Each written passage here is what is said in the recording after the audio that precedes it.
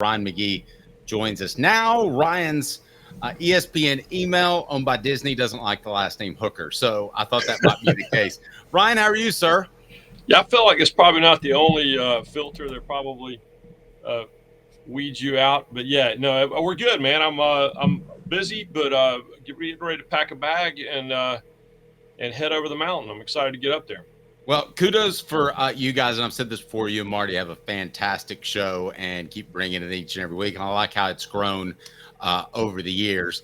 Can you just talk about this Tennessee-Alabama game? And for those that don't know, you went to Tennessee. What it still means for you and meant for you when Tennessee wasn't as good and Alabama was, because it was still a big deal in Knoxville and for Tennessee fans. Yeah, and so I was openly bitter about that series for a long time because when I was in school there, which was in the early '90s, Tennessee was in the middle of, I believe it was an 8-year losing streak, including if all I say is 9-6, there's an entire generation of Tennessee fans that will immediately instinctively want to kick somebody in the groin or punch them in the face because the 9-6, Sean McDonough, who'd be calling the game for ABC on Saturday, was actually calling that game, that 9-6 game in 1990, and it's still the most painful loss of my 4 years in college. And so, yeah, I say this all the time about being a prisoner of the moment. And in fact, last week on Marty McGee, we were at the Texas-Oklahoma game, and I kind of got worked up because what I kept preaching was if you're running college football, there are certain things that I can teach you from having covered NASCAR for 25 years and watch them, kill the goose looking for golden eggs, which is there are sacred cows you cannot touch. And the third Saturday in October is, to me, on that list because it's easy to be a prisoner of the moment when Alabama's winning the game for more than a decade and a half. But you saw how much it meant to Tennessee in 2022. And you saw how much it meant to Alabama when they took it back a year ago. And you'll see how much it means to whoever wins it on Saturday. And so, to me, the third Saturday in October is, it's precious. And so you cannot mess with it. It needs to be there. It needs to be protected no matter what the SEC schedule is going forward. And the reality is, to me, it's a top 10, if not top 5 SEC tradition when it comes to scheduling football games, and it needs to stay there no matter what. No matter how old you are, you think you understand what it means, but the reality is they fire up cigars to that thing even when the team's winning it 7, 8, 9, 10, 15 years in a row. Brian, I want to applaud you for saying that because, but we're going to talk about the overall environment in Neyland Stadium. I think that's one of the things we want to get to, but I just have to play off that real quick. I've actually argued with Dave for a few months now and wanted to get your thoughts that the expanded playoff is college football's in danger of the expanded playoff doing to it what I firmly believe the Chase Cup did to NASCAR. And I want to know your thought. I feel like the expanded Chase Cup, all the coverage of the races is about where they are in the Chase Cup standings. How are they going to get here? And I feel like didn't it really devalue the summer races that everybody shows up for? Yeah, I think so. Well, and the goal was to do the opposite. And quite frankly, I was concerned about that with the 12-team playoff, and we're only in the first year of it, so we don't know. But the reality is that I don't think it's been the case. Like I was at Tennessee, Oklahoma. I'm here this weekend, or going to be there this weekend. Anybody who was at the Georgia Alabama game is going to be at Georgia Tech. It hasn't taken away from those games at all. The intensity of the games has continued. Now we'll see what that's like in the long term. But yeah, I feel like the problem with the 14 playoff, and I became a fan of the 14 playoff. I hated it in the beginning. I grew up on, FCS Division II college campuses. I wanted to go straight to 16 because that's what we always did in those divisions, and it worked. When we went to 4, it made it really difficult to get in. And so it should be difficult to get into the postseason. The reality is the 5th place team typically didn't deserve to be in it anyway. But what the 12 team has done is it's, to me, expanded the bracket. Like this is an elimination game on Saturday for Tennessee and Alabama because I don't believe that this narrative of, well, you can still get in with 2 losses, or maybe I heard somebody there, you might still get in with 3 losses. I don't agree with that at all. There's only 11 undefeated teams left in the country. Most of the good teams have a loss. So that means that there's going to be a really, really, really crowded field of 1-loss teams. And so it's just, to me, it's not even about who you lost to and when you lost them, all those things. Like if you're Georgia, I said going into the year, I thought Georgia would have at least 2 regular season losses because their schedule was too hard. And that's probably exactly what's going to happen. So now you take that resume and, what you do is going to depend on how many other teams have done the same thing. And their schedule is really, really difficult. But if there's 40 2-loss teams, then it makes it more difficult for a 2-loss team to get in. So it's interesting. By the way, I was looking at the chat. There was a question about this hat. This is an Asheville Tourist baseball cap. This A has nothing to do with any college football. And so I've been wearing, I wrote a book about my time with the Asheville Tourists, and obviously Asheville's devastated by the floods, but I've been wearing nonstop Asheville Tourist hats. And this is actually a beer cup that has the old Asheville A on it. So that has nothing to do with any Crimson anything. That is funny because one time a mini little controversy erupted when one of my cohorts was wearing a Braves hat. Oh no, yeah, I got killed. Yeah, I took a picture. I was at an event. I had an old school Braves hat that had the script A on it that Alabama copied, right? And so I wore that thing to some party, and there was a red light on my head.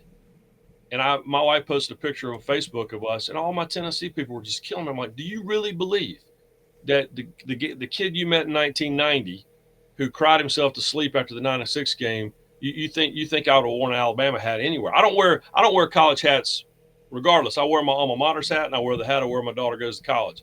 Past that, and that's only at home. So I don't do anything in public for everybody to yell at me. Ryan, talking about the game on Saturday, we talked about this yesterday, and Kalen DeBoer has been in tough SEC environments before. He was at LSU, and he was at Alabama, actually, ironically, when he was an assistant, I believe, at Fresno State way back in the day. But this is a totally different feel.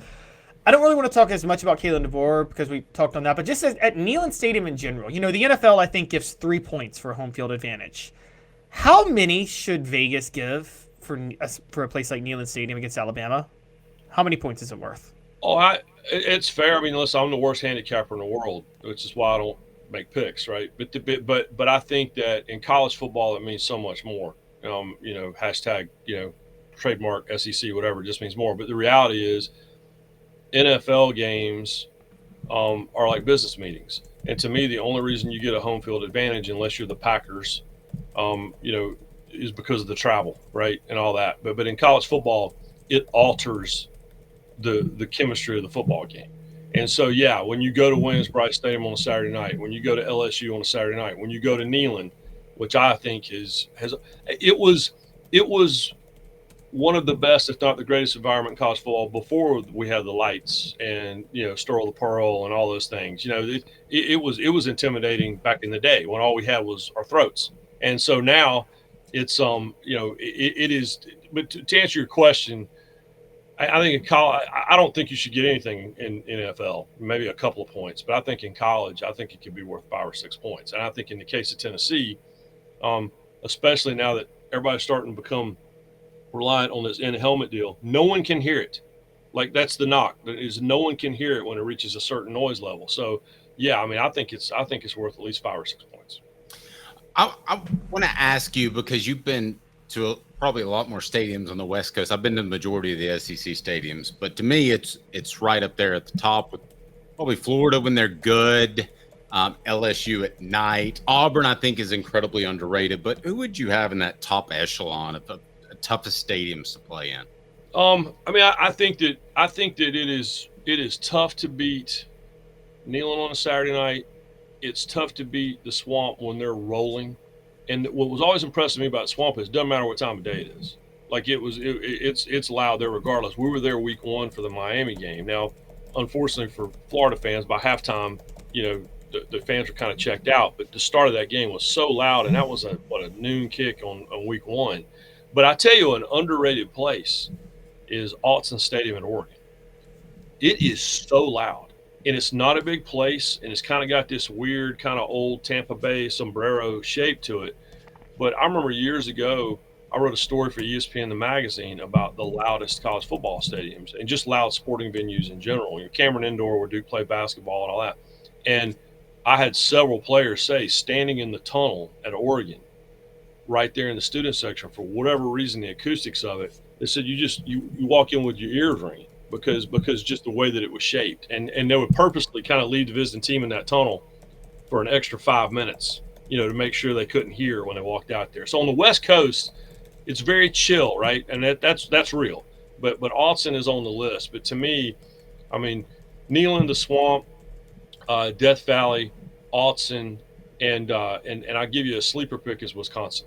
When Wisconsin is really good, you go there in November and the high is 24 degrees and the lake is starting to freeze and everyone's lips are freezing. But when they start doing the jump around between the third and fourth quarter, it is literally, the press box is so old at Camp Randall, the press box starts bouncing and it starts squeaking because it's literally on old military hinges. But Neyland's top 5. Anybody that tells you that it's not, they've never been. All right, give me a pick, Ryan, and we'll let you out of here. Well, I mean, to the point of the home field advantage, what Tennessee has going for them is that defensive line, and everybody knows that.